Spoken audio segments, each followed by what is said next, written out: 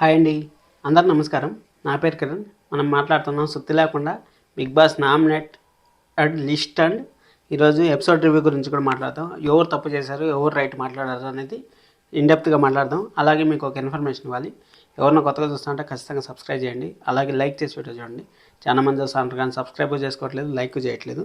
అలాగే కేఆర్పురం దగ్గర 2BHK ఫ్లాట్లో అవైలబిలిటీలో ఉన్నాయి. మీకు ఎవరికైనా కావాలంటే మన ఛానల్లో హాయ్ అని మెసేజ్ పెట్టండి, నేను డీటెయిల్స్ కావాలంటే ఇస్తాను. ఇప్పుడు మనం ఎపిసోడ్లోకి వెళ్ళిపోయినామంటే ఎపిసోడ్లో నామినేట్లో ఉండే వాళ్ళు ఫస్ట్ లిస్ట్ చెప్పేస్తాను.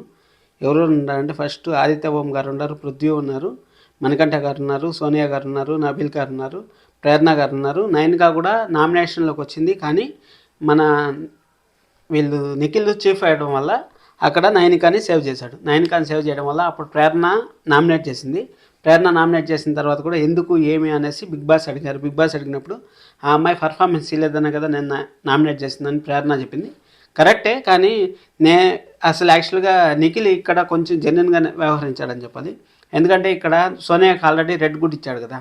రెడ్ గుడ్ ఇచ్చినప్పుడే నాగార్జున సారు ఇంకా కొట్టకుండానే కొట్టినాడు. దానికోసం అనేసి ఇంకా మళ్ళీ వీళ్ళకి ఇచ్చింటే మనకి పృథ్వీకి ఇచ్చింటే మళ్ళీ ఆ సేఫ్గా అవుతుంది అనేసి పృథ్వీకి అయితే ఇవ్వలేదు. పృథ్వీ ఈ వారంలో చాలా డేంజర్లో ఉంటాడు. ఎందుకంటే ఆ అగ్రెషన్నెస్ తగ్గించుకోకపోతే ఖచ్చితంగా ఈ వారము లాస్ట్ వీక్ ఎడ్జ్ వరకు పోయేసి వచ్చాడు కదా, ఈ వారం ఎలిమినేట్ అయ్యే ఛాన్సెస్ చాలా హైగా ఉన్నాయి. అందుకని పృథ్వీ ఫ్యాన్స్ ఉన్నామంటే ఈ రోజు నుంచి ఓటింగ్ అయితే స్టార్ట్ చేయండి.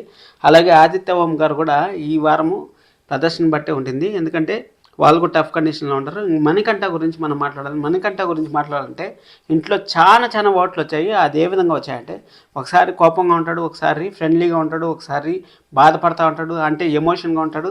అది మణికంఠ స్ట్రాటజీనా లేకపోతే ఆ మనిషి ఆ విధంగా ఉంటాడా అనేసి నాకు కూడా అర్థం కాలేదు. మీకేమైనా తెలిస్తే ఖచ్చితంగా కామెంట్ చేయండి. ఎందుకంటే కొంచెము అటు ఇటు తిరుగుతూ ఉంటాడు. అంటే అగ్రెషన్ ఉంటాడు, మామూలుగానే ఉంటాడు, స్ట్రెంత్గా ఉంటాడు, లోగా ఉంటాడు. అసలు ఏమాత్రం అర్థం కావట్లేదు. సరే అనేసి సోనియా మన నబీలు కథ జరిగింది కదా, వాళ్ళలో ఎవరు కరెక్ట్ ఎవరు రాంగ్ అనేసి మనం అయితే జడ్జ్ చేయాలి. ఎందుకంటే నబీలు కరెక్ట్గానే గేమ్ చేసినా కానీ ఫెయిల్డ్ సంచాలక్ అనేసి సోనియా అనడం, సోనియాతో మాట్లాడేటప్పుడు వీళ్ళు పృథ్వీ నిఖిల్ ఏ అని రావడం, ఇద్దరు సెక్యూరిటీ గార్డులు పెట్టుకుంటారు చూడండి. ఎవరన్నా ఒక వీఐపీ ఉంటే సెక్యూరిటీ గార్డులు పెట్టుకుంటారు చూడండి. ఆ విధంగా సెక్యూరిటీ గార్డులు పెట్టుకొని మెయింటైన్ చేసుకొని వచ్చేస్తుంది ఇన్ని రోజులు ఓటింగ్ లేకుండా.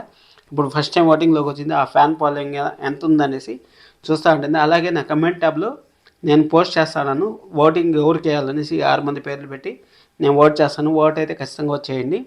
అలాగే సోనియా నామినేట్ చేసింది నబీల్ని, సీత నామినేట్ చేసింది మణికంఠని, ఆదిత్య ఓం గారిని మణికంఠ గారిని ఈరోజు ఎక్కువ టార్గెట్ చేశారబ్బా. మొత్తం చాలా మంది నామినేట్ చేసింది వాళ్ళని.